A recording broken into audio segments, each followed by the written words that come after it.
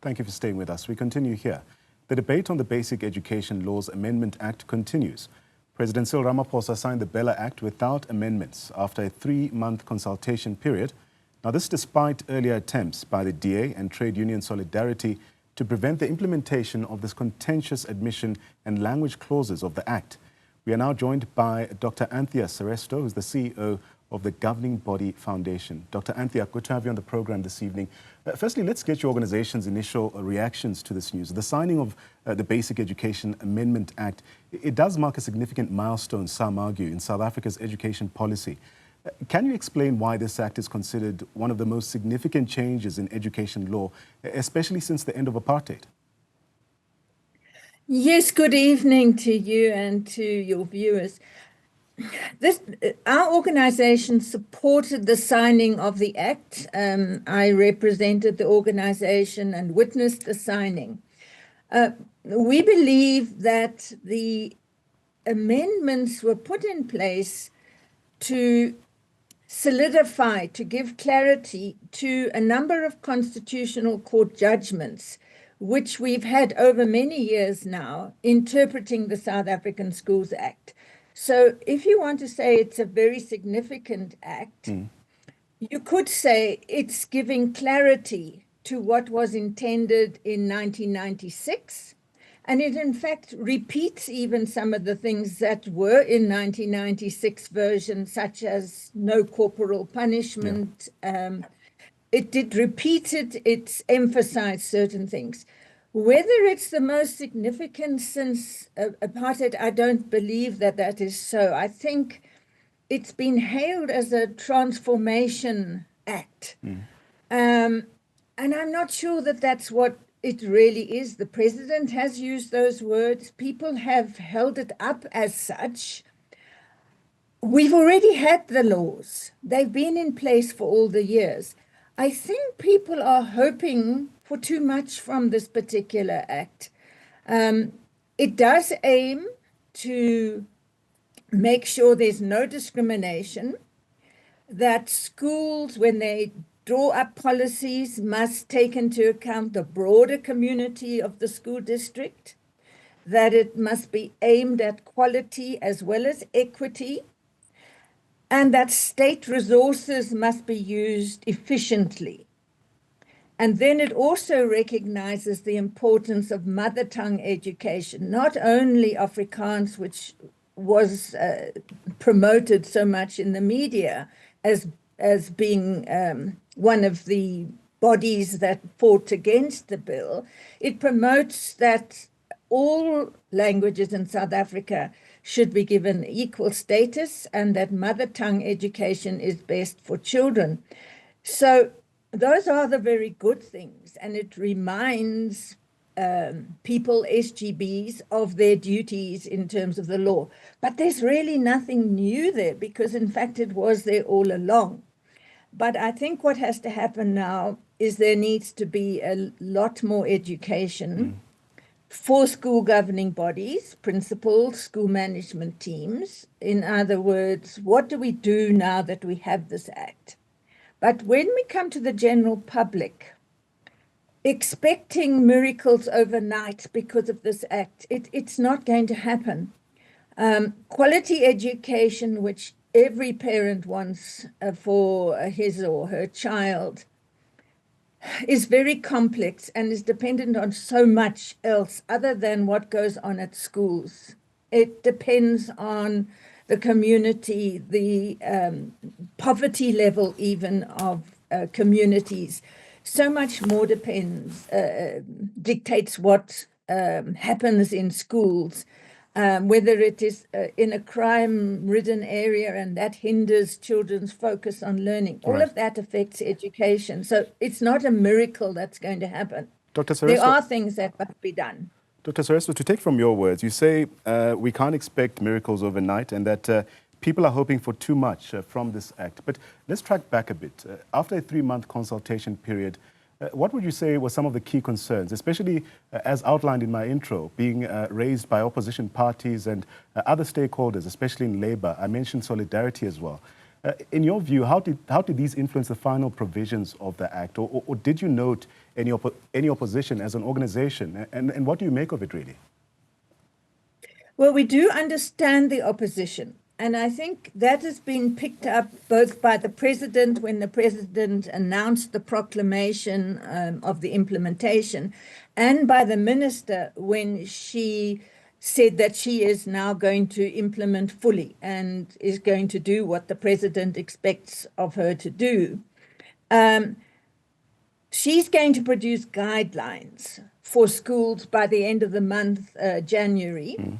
And then she's going to have to publish regulations to make some of the aspects clearer. And that's normal with any law. So the basic law is the South African Schools Act, but it depends on other regulations, such as regulations that would deal with admissions, or that would deal with language policy, or that would deal with the composition of the school governing body. So most laws depend on regulations, and those actually still have to be enacted. So what were the problems encountered, and why were the two amendments held in suspense for the 3 months? It was because of a fear of schools being dictated to by education officials, the head of departments responsible for education in the province, dictating to school to do certain things that those schools and those SGBs believed would not be in the best interests of the school and the learners at the school. In other words, perhaps irrational, and sometimes even motivated by other reasons, which may or may not be true, such as political motives. And I'm not entering the political debate, but there has been a case or two where it was clear that something was wanted, but actually it wasn't justified in a rational way. And so the minister will now put into place, with public consultation first, regulations that would determine criteria so that when a head of department makes an administrative decision, it is a rational decision based on sound things, such as what defines a full school. Yeah. And so that's what those organizations fought hard for. And I think what has emerged is a way forward to implement a law which will benefit everybody by getting further clarity so that decisions are not deemed to be bullying or political activities, but rather sound decisions in the best interest of education and the learners in that broader community. And I think that's what we've got to focus on. Is we want these things. We don't want schools to have codes of conduct that discriminate against certain people, usually religious reasons, because they're not allowed to do this, that, or the other thing. We do have to have exemption opportunities when it comes to code of conduct. And it should be possible for learners to adhere to the code of conduct without having to apply for exemption for what we would regard as something that they should not have to apply for, because it actually would be a right rather than something that you're asking for special permission for. So schools need to look more closely at some of these things, and this is what they're going to have to be helped with. As we wrap, Dr. Cereseto, as part of the implementation process, if you look at it, there will be a public participation phase, if you will. What role do you see, especially for civil society organizations, especially, and educators themselves, especially in this phase? And how can their feedback then shape the national regulations and policies that will accompany this act? Well, it's the same with all of these education amendments. I've been involved in this particular set of amendments since 2015 when they were first mooted, and we've been given feedback at every opportunity, even going off to Parliament to give our viewpoints. And the department held public hearings. And of course, there were the main contested areas, and homeschooling was also one of the very big contested areas. This particular public participation probably won't be as lengthy. One hopes it's not going to be as lengthy. That would really not be acceptable at all. It needs to happen soon, and I know the minister's aiming at 6 months, which is very fast to get it through. But there would be a draft published for public comment, and people write in their comments, and then those comments are analyzed.